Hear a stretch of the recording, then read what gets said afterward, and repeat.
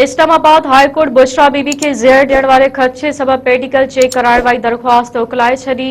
Islamabad high court Bushra Bibi के ज़ेर ॾियण वारे ख़दशे सबब संदसि मेडिकल चेक लाइ ॾिनल दरख़्वास्त ते जस्टिस मियां गुल हसन औरंगज़ेब ॿुधणी कई।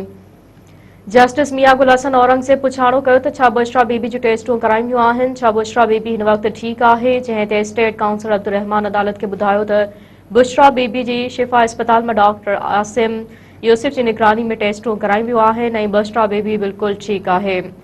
जस्टिस मियां गुल हसन औरंगज़ेब पुछाणो कयो त ज़हर बाबति छा हुयो, जंहिं ते स्टेट काउंसिलर जवाबु ॾिनो त ज़हर जा के बि असर नाहिनि मिलिया। वकील अदालत के बुधायो तो बुशरा बीबी पान अदालत में पेश थी करे ब्रीफ करण चाहे थी। जस्टिस मियां गुल हसन औरंगज़ेब पीटीआई बानी जी घरवारी बुशरा बीबी के ज़हर ॾियण जे ख़दशे सबब मेडिकल चेक लाइ दरख़्वास्त उकलाईंदे चयो त बुशरा बीबी सां कुझु बि ग़लति नाहे थियो, जंहिं करे दरख़्वास्त खे उकलाए रहिया आहियूं।